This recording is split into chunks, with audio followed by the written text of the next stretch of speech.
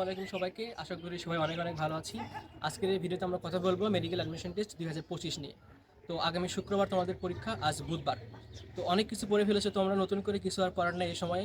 তবে এই সময় আমাদের কমন কিছু প্রশ্ন হচ্ছে, প্রথম প্রশ্ন যে ভাইয়া ওএমআর ছেড়ে যাবে কিনা, সেকেন্ড প্রশ্ন যে ভাইয়া কয়টা লাগাবো, এবং টাইম ম্যানেজমেন্ট নিয়ে, এবং শেষে আমি হচ্ছে আমার অ্যাডমিশন সময়ে আমার হল এক্সপিরিয়েন্সটা তোমাদের সাথে শেয়ার করবো। প্রথমে আসো ভাইয়া, ওএমআরটা ছেড়া যাবে কিনা। তো দেখো, যেহেতু ওএমআরটা ছেড়া যায়, তোমাদের দেখবা যে প্রশ্নের পেছনে লেখা থাকে যে ওএমআরটা আলাদা করে নিতে হবে। তোমাদের শিক্ষক যদি ক্লাসে আসার পর বলে দেয় ওএমআরটা ছিঁড়বা, তাহলে ছিঁড়ে নিবা। আর যদি তারা বলে যে না ছেঁড়া যাবে না, তোমরা একটু সম্মানের সহিত তাদেরকে বলবো স্যার পেছনে লেখা আছে ছেঁড়া যাবে। ওটা যদি উনি দেখার পরে যে বলে যে ছেড়ো, তাহলে ছিঁড়বা। আর যদি বলে যে না, তাহলে কিন্তু ছেঁড়ার দরকার নেই, বাদ দাও।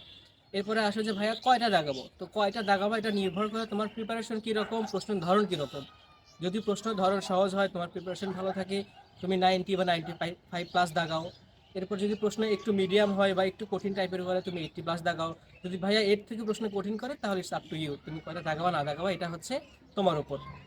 এখন এই যে তোমার হচ্ছে 1 ঘন্টা 15 মিনিট, বা আমাদের সময় তো ছিল 1 ঘন্টা, সো 1 ঘন্টা 15 মিনিট বা এই প্রশ্নটা 100টা প্রশ্ন তুমি কিভাবে এখানে কয়েকবার করে রিভিউ করবা। দেখো, প্রথম তুমি যে কাজটা করবা, যেগুলো একদমই শিওর এক দেখাতেই পারো, সেই প্রশ্নগুলো প্রথম 20 মিনিট বা 25 মিনিট বা 30 মিনিট লাগলো, তুমি সেই 30 মিনিটে একবার রিভিউ করবা। দেখবা যে তুমি অন্তত 50টা বা 60টার মতো পারছো, যদি প্রশ্ন সহজ হয় বা তোমার ভালো করে পড়া থাকে, তাহলে কিন্তু শেষ।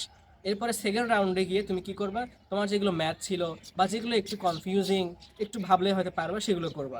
এরপরে থার্ড রাউন্ডে তুমি কি করবা, যেগুলো 50-50, সেই রিস্কগুলো তুমি নিতে পারো। ধরো তোমার হচ্ছে প্রথম রাউন্ডে তুমি 50টা বা 60টা দাগেছো, সেকেন্ড রাউন্ডে তোমার হচ্ছে ম্যাথ সহ তোমার 80 হয়ে গেছে, তারপর তুমি আরেকটু রিস্ক নিয়ে তোমার 90টা হয়ে গেছে। এই প্রশ্ন সহজ বা তোমার অনুকূল থাকে তখন। আর যদি প্রশ্ন কঠিন হয়, তখন তোমার ভেবে চিন্তে একটু দাগাতে হবে। সো তোমার যদি প্রিপারেশন ভালো থাকে, তাহলে কিন্তু তুমি অনেকগুলো দাগাতে পারবা।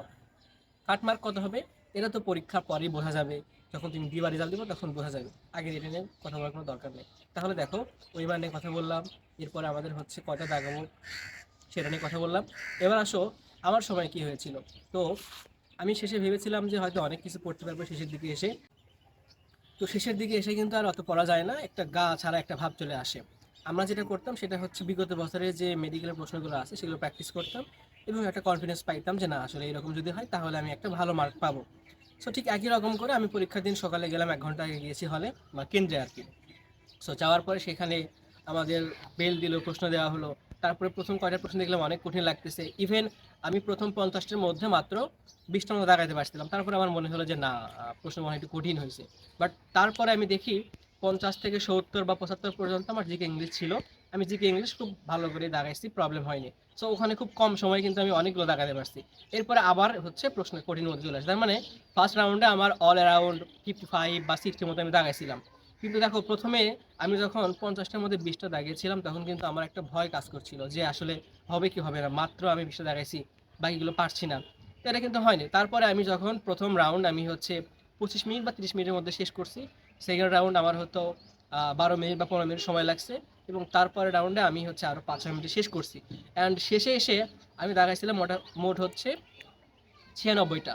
আর আমার 4টা বাকি ছিল, আমার হাতে সময় আছে 8 মিনিট। কিন্তু আমি জানি ওই 4টা আমি যদি এখন দাগাতে যাই তাহলে ভুল হবে। তো আমি সে সময় কি করলাম, কলমটা রেখে দিয়ে আমি হচ্ছে হেড ডাউন করেছিলাম।